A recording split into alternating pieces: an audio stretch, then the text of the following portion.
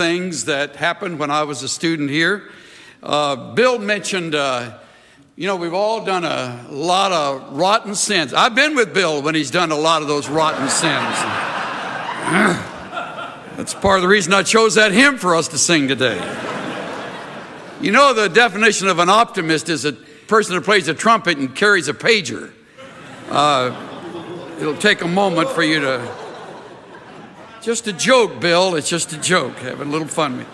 I remember one cold winter morning back when Dr. Walford was president, and we had a few Saturday morning classes, and one of my Saturday morning classes was taught by S. Lewis Johnson, Dr. S. Lewis Johnson, now gone, and taught a lot of us on the platform Greek, and for some of us it was more of a challenge for him than for others.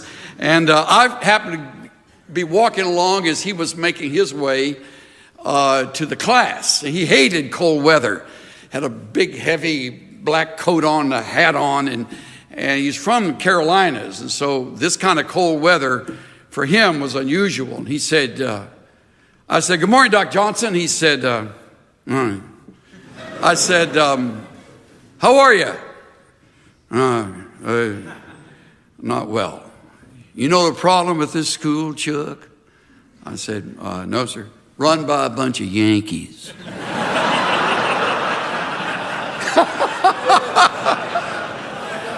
Bunch of Yankees have class on days this cold. I'm so excited about this new year, I can hardly stand it. I have to tell you. It's always amazing to me that people are bored.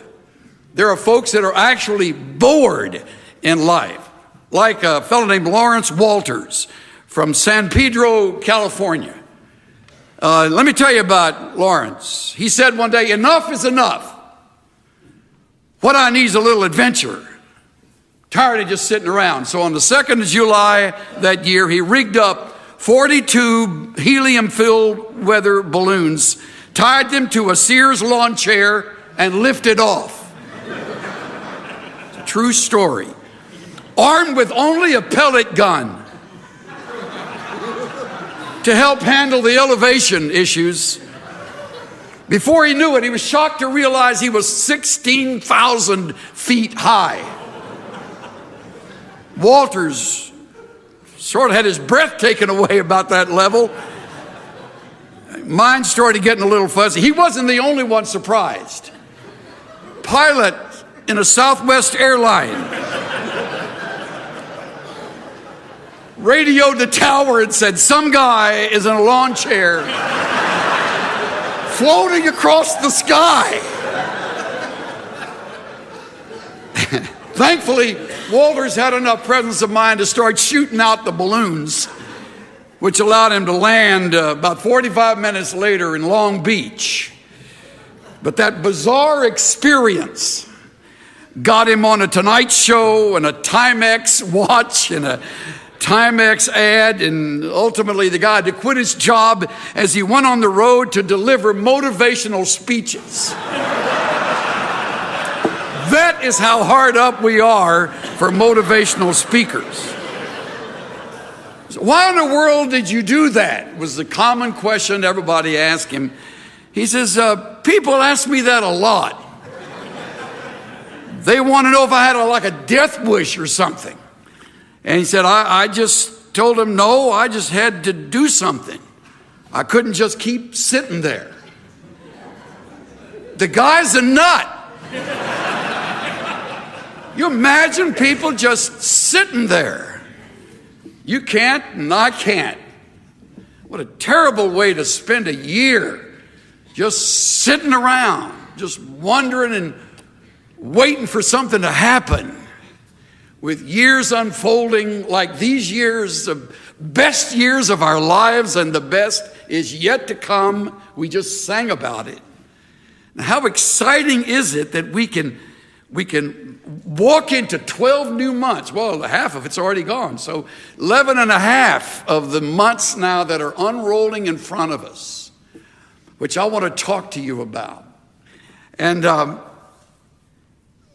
want to warn you too, before we get into these months very far, that there are dangers lurking.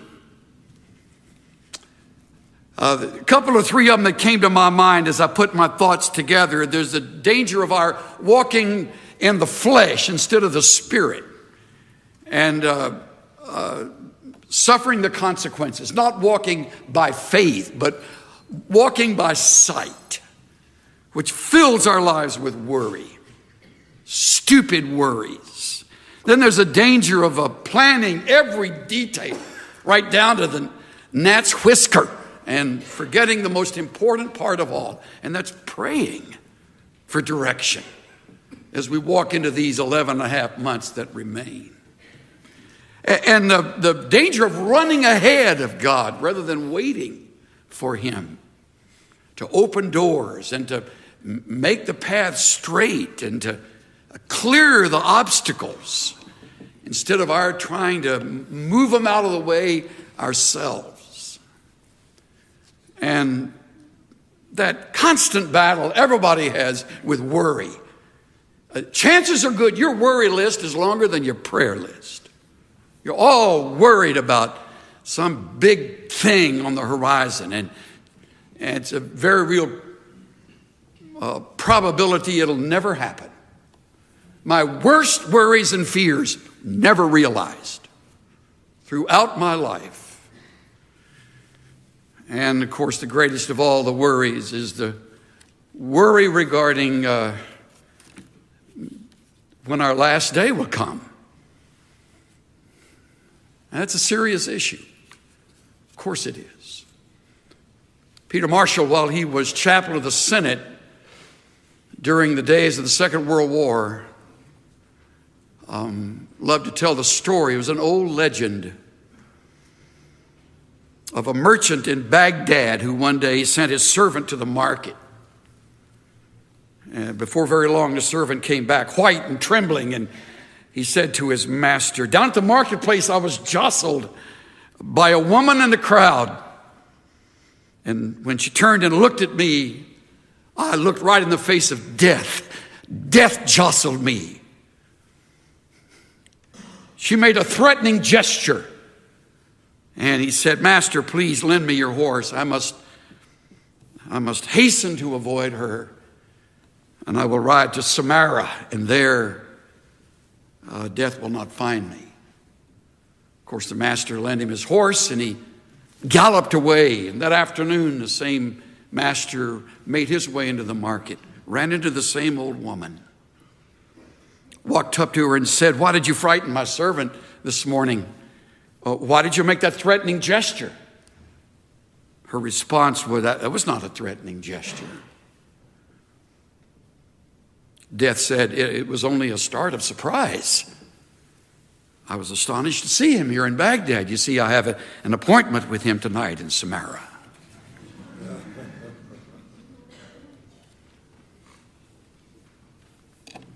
We serve a God who has put our lives together start to finish. He's not finding things out along the way. You'll never hear a gasp coming from heaven. Wow. I didn't know that. It's planned for us. Our times are in His hands. And some of you are learning that better than others. I have a few timely reminders for you in taking on the new year. They're all based on three simple statements found in James chapter 4. If you brought a testament with you, turn to it as Dr. Toussaint turns to his Greek text to check it out. Good for him. He's in our church. I look at him every Sunday, and I just thank God for things like patience on his part and a willingness to listen to me, who was once his student. Talk about an amazing turn of events. Remarkable, he even shows up. So here we are looking at the next few months, and we read in verse 13 of James 4,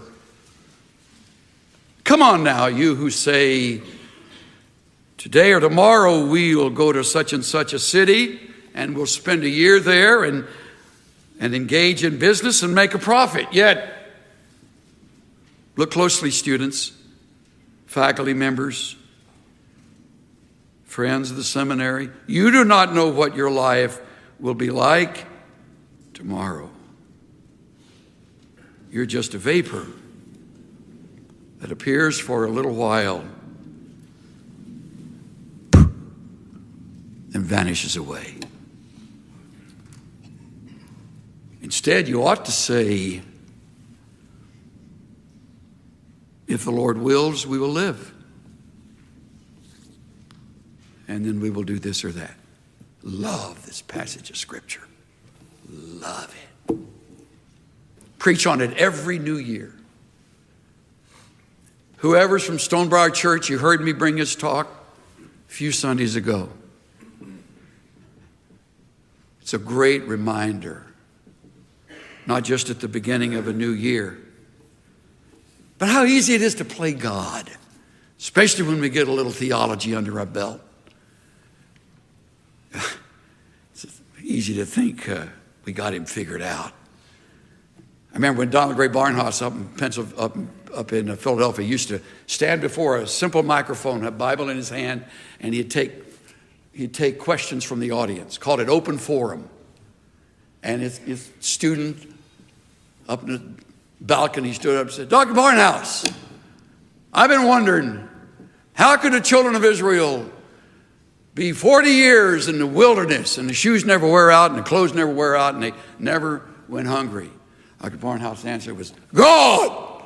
He kind of had the voice of the fourth member of the Trinity, you know. God! The kid goes, oh, now I understand. Barnhouse said, no, you don't, son. Nobody understands. Isn't that great? Nobody understands. We got an old year that's passed. We got a new year coming. And if we're not careful, we'll follow our own rules. Look at verse 13. Here are our rules. Our rules. First, we choose our time, today or tomorrow. See, we're making plans. We got our day timer, or whatever form you use to help organize your life. So we choose our own time, today or tomorrow. Second, we select our location. We'll go to such and such a city. January, I'm going to be in Dallas. Come July, I'm going to be in Phoenix. Come September, hope to be, and you name that. We choose the location. We select the place we're going to be. Third, we limit our stay. See what it says? We'll spend a year there. So this guy's really got his life organized. And then we arrange our activities. We will engage in business. We even predict a profit. We will make a profit. It's all in verse 13. That's exactly what we do in unguarded moments. I do it when I'm not thinking more wisely. I set out a plan. I got the year in front of me. I love getting my book and going through January and February and March. I get all this thing I've done all the way through December, as if I'm going to live to see December. I don't know I will. Got it all planned out. Now understand, James is not criticizing good planning. He's not advocating being haphazard about our lives, being disorganized. Book of Proverbs, which I'm reading with one of our grandsons. Every day we're going through a chapter in the Proverbs. We're going to do it all year long. Here I go again. Maybe. We're going to go through it all year long. If I'm still around, if he's still around, what a thought. But Proverbs is talking about organizing your life. What he's addressing is demonstrating mistaken confidence. Stop that. Stop that kind of presumptuous living. In fact, look at the very next verse. You do not know what your life will be like tomorrow. Isn't that a remarkable thought? We planned out tomorrow, but we don't know what our life will be like tomorrow. I put together a few tomorrows. It's a Thursday. The date is April the 13th. The Secretary of War is Edwin Stanton. He's making plans in the White House for a celebration. Flowers have been ordered. Banners have been raised.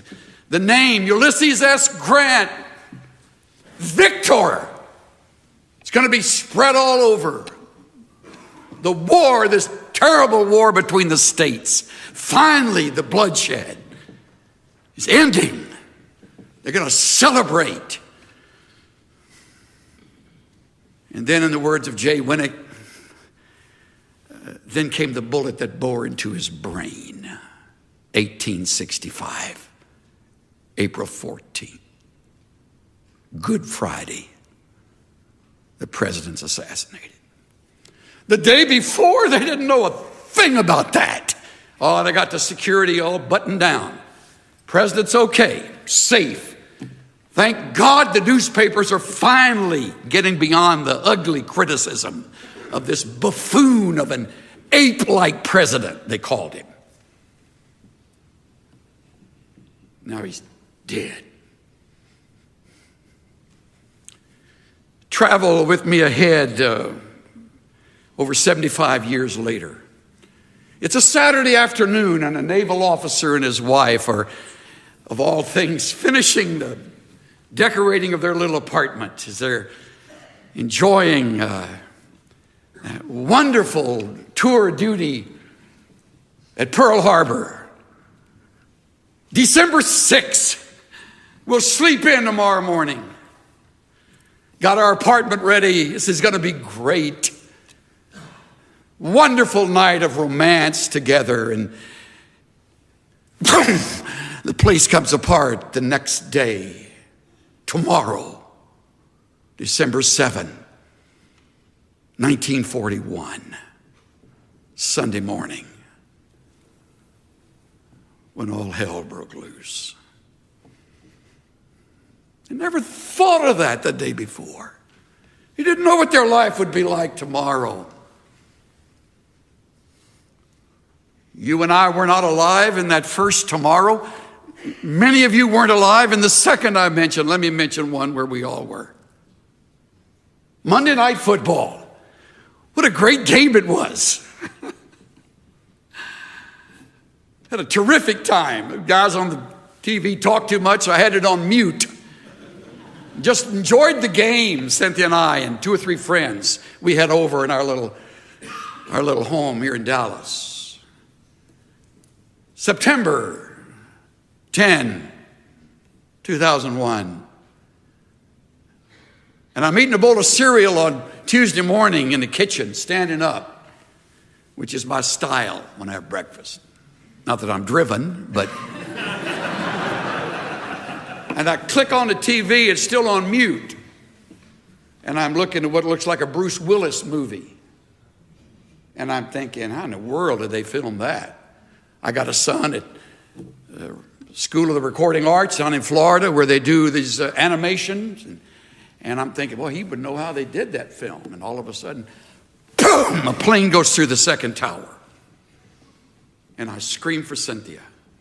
And we call our kids. We couldn't get through to one of them.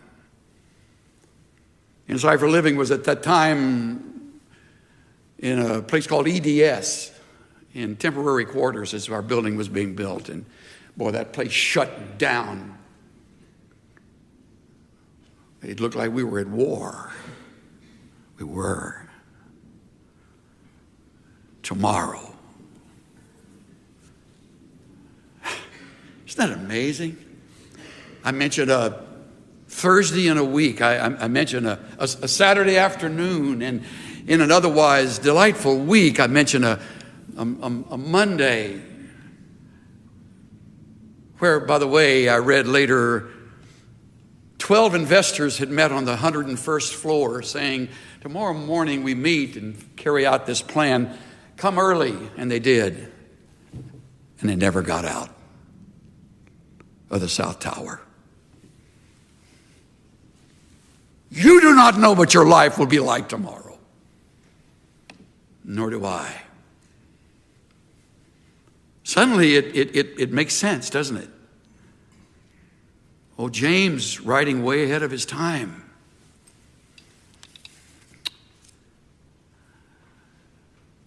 Why, you're just a vapor. You're just a vapor.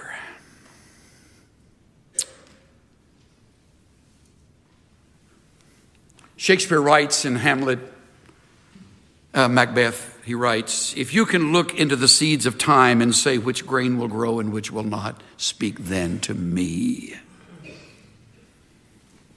No wonder there's such a run on astrologists. Stupid game plan in life. Guide your life by the stars. They don't know either. But we long to know people who know tomorrow. I got a friend who lives in Santa Barbara Canyon.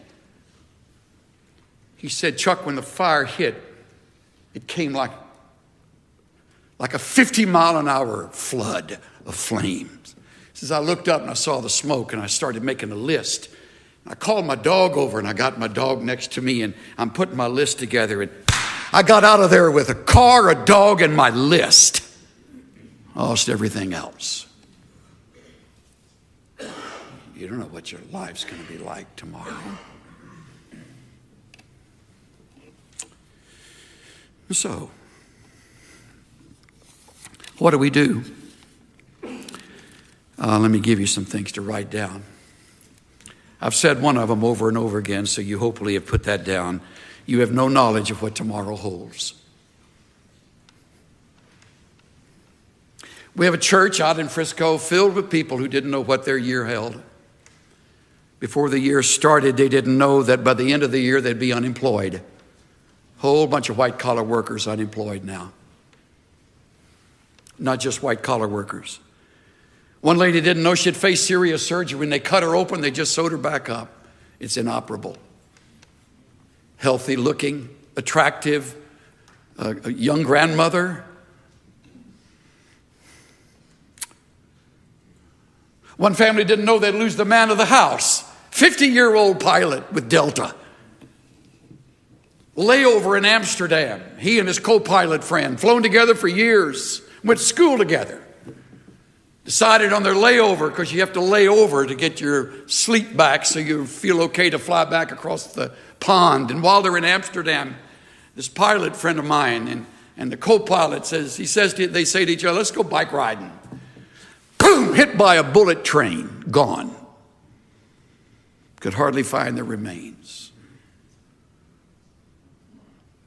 The family didn't know they'd be without a man of the house.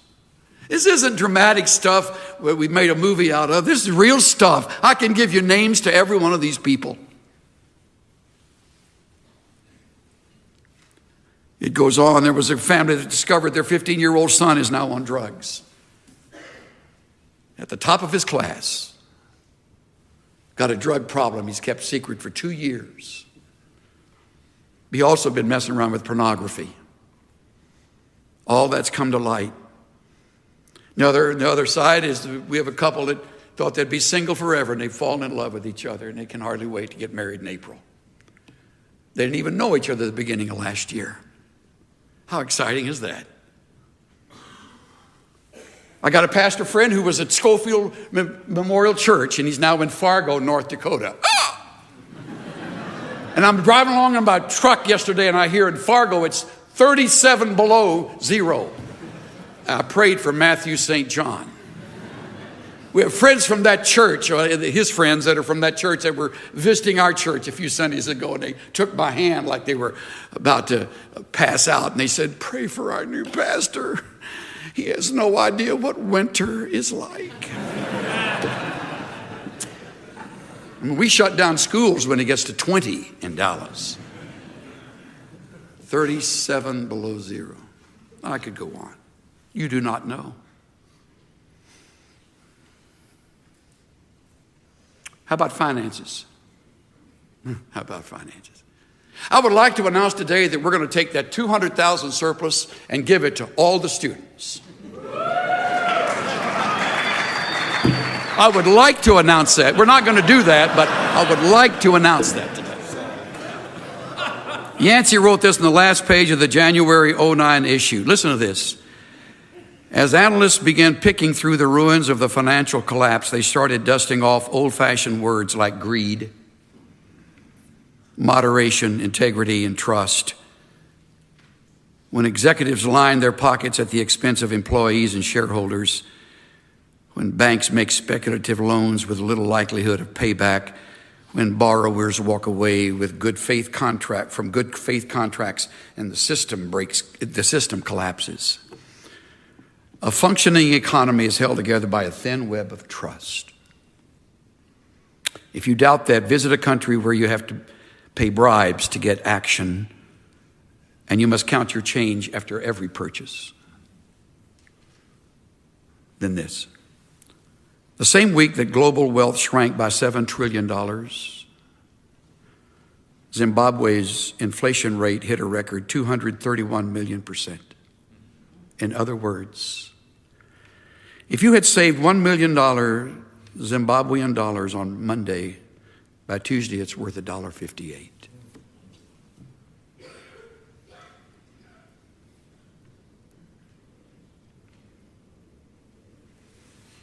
You have no knowledge of what tomorrow will bring. Second, you have no assurance of a long life. I preached this many times before I ever let the text say what it's saying. And I found that pauses are worth more than words. You are just a vapor, appears for a little while, then vanishes away. Instead, you ought to say, if the Lord wills, we shall live. Pause. And if the Lord wills, we shall do this or that. You have no assurance of a long life. You see the word he uses to describe our lives? Vapor. Atmis, A-T-M-I-S in the Greek. We get our word atmosphere from it. Puff of smoke is the way one renders it. Another, a wisp of fog. All these hot shots running around three-piece suits looking like big deals. Driven around in limousines, think they got life by the tail. Their life is like a wisp of fog. I bury them earlier, younger now than ever in my ministry. I should have kept a record of the 40 and 50-year-olds I've buried in the last 2 years. It's remarkable.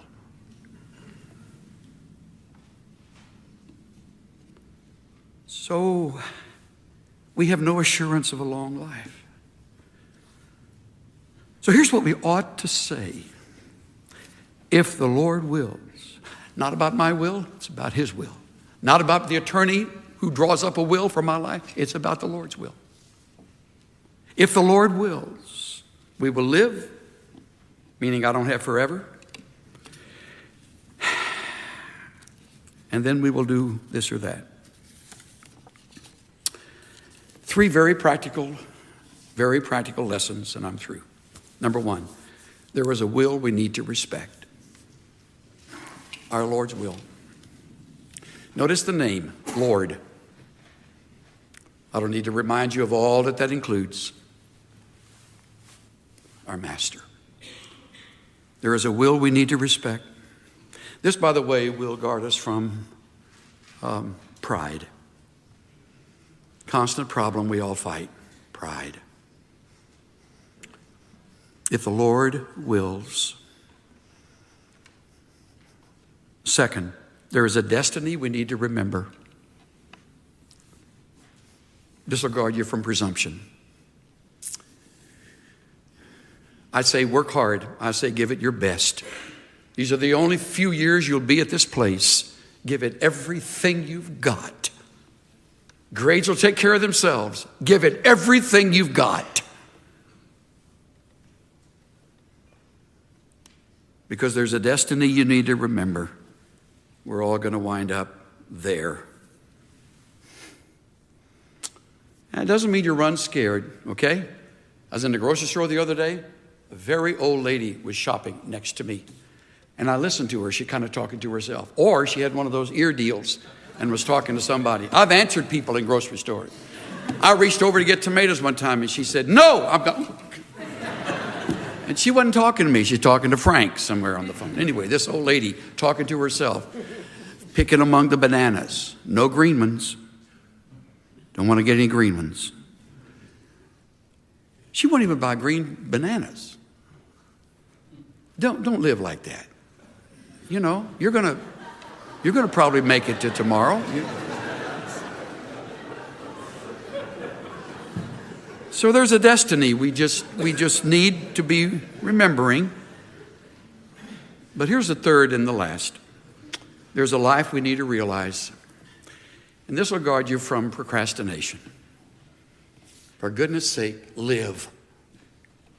I love Jim Elliot's line, wherever you are, be all there. Live to the hilt, every situation you believe to be the will of God. Live it. Don't put it off. Live it. It's a wonderful way to conduct your life. And so much more to do than helium balloons on a lawn chair. Because I'm going to tell you, if you don't, you'll regret it.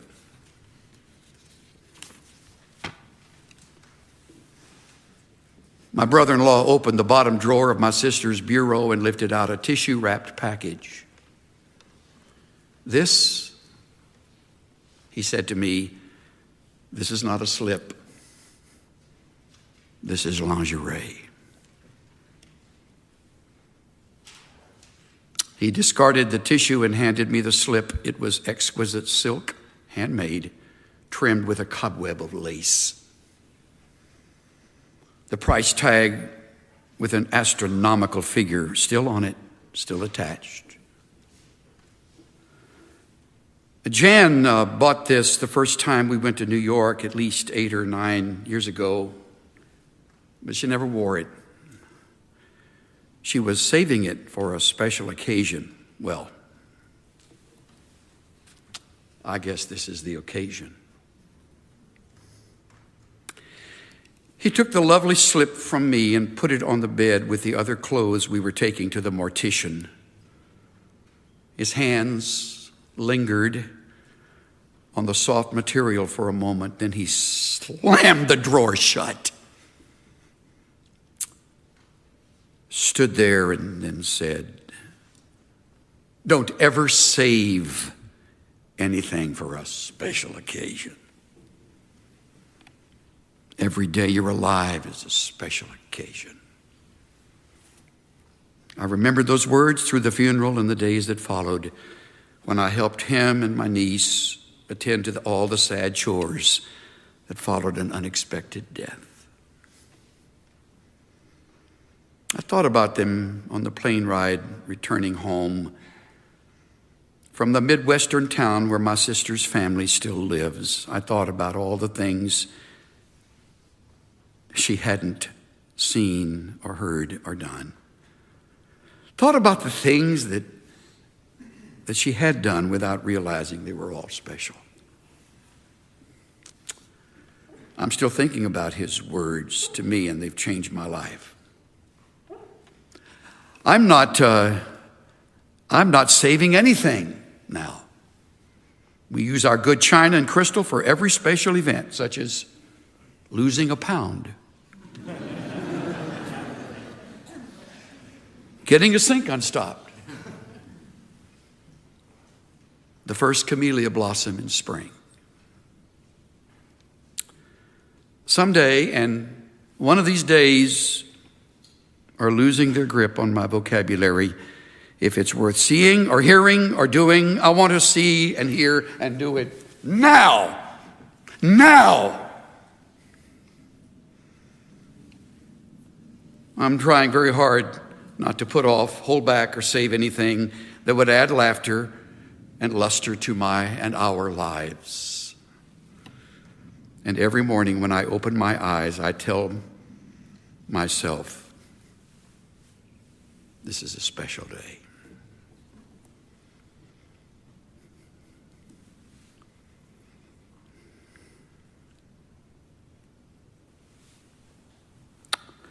Father, thank you for perspective that only you give at times like this.